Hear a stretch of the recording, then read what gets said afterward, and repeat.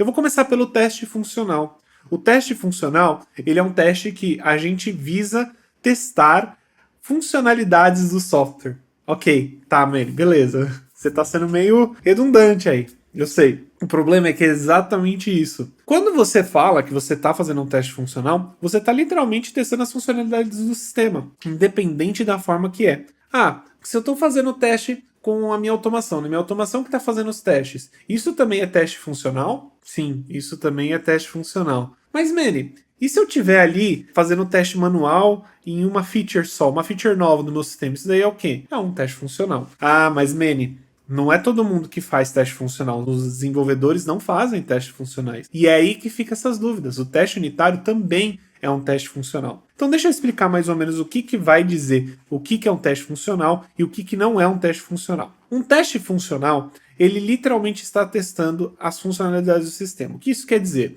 Qualquer coisa, qualquer tipo de teste que você está fazendo no seu sistema, seja ele automação ou seja ele um teste manual, se ele está testando diretamente a funcionalidade do seu sistema, ele está fazendo um teste funcional. Então, por exemplo, vamos imaginar aqui que lançou aí uma feature nova no seu sistema e você está fazendo o teste dela. Essa feature nova é de enviar convite para outros e-mails para acessar o produto, né, para acessar o seu software. Então, você entra lá numa aba, clica para enviar um e-mail, o e-mail enviado e a outra pessoa consegue ter acesso. Quando você faz o teste manual disso, né, você vai lá, testa, faz até mesmo um teste exploratório, você vai testar diretamente essa funcionalidade, né, essa feature.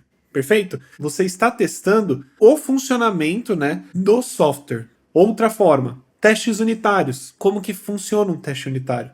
O desenvolvedor, ele vai fazer um teste unitário para cada um dos métodos que ele estiver criando ali dentro do seu sistema, certo? Então, por exemplo, vamos imaginar que para fazer com que o endpoint funcione, ele precisa ali de 10 métodos. Cada um desses métodos faz alguma coisa. E quando você faz os testes unitários, você está testando a funcionalidade daqueles métodos. Então, é por isso que os testes unitários, apesar deles serem automatizados e apesar deles serem de baixo nível, né, eles estão ali dentro do código testando necessariamente o método, eles estão testando uma funcionalidade do seu sistema, porque eles estão testando diretamente a funcionalidade daquele método. Então, aqui um exemplo simples. Se aquele método ele funciona assim, você dá 2 números para ele, ele retorna para você um valor somado. E quando você fizer o teste unitário para esse método, ele vai verificar se os números somados estão corretos. Perfeito?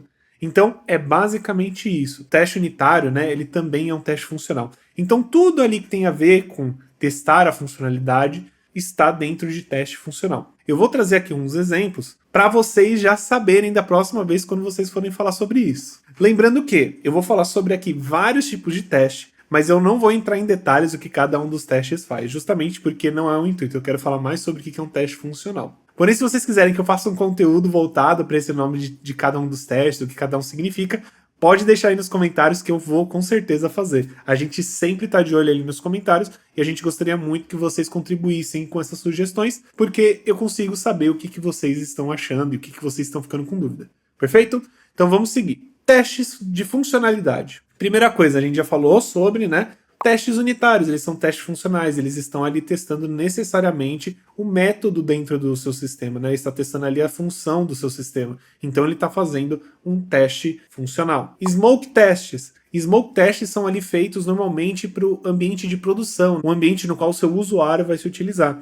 Então ele também é um teste funcional. Por quê? Porque ele é feito ali para verificar se as funções, se as features do seu software estão funcionando. Número 3.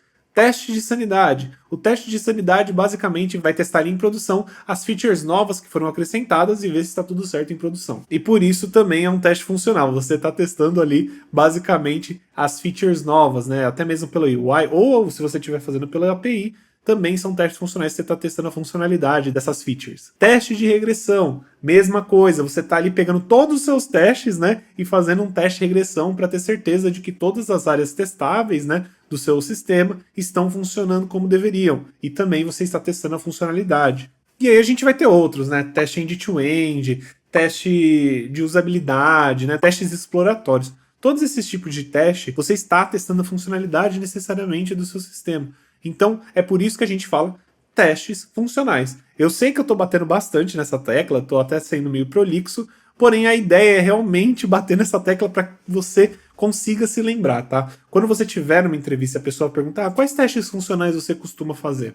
Essa nada mais é do que uma pegadinha, basicamente, né? Eles não querem saber exatamente quais testes funcionais você faz no seu dia a dia. Aliás, não só isso. Eles querem saber se, quando você ouvir isso, você vai entender o que é teste funcional e vai responder para eles como eles esperam. Então é justamente por isso que eu tô batendo nessa tecla, e é muito importante. Caso você até mesmo não esteja numa entrevista, é muito legal quando você tá aí numa reunião, seja grooming, seja a planning, ou até mesmo outras reuniões do seu dia a dia, que você saiba esses nomes, até mesmo para fazer um dicionário ali no seu dia a dia, para mostrar para as pessoas a diferença de cada uma, e sempre que você falar sobre um sobre outro, elas vão saber sobre o que você está falando, né? Então dar nomes aos bois, né? Ter esse nome, falar sobre isso com essa propriedade é extremamente importante, não somente para as entrevistas, que é ótimo.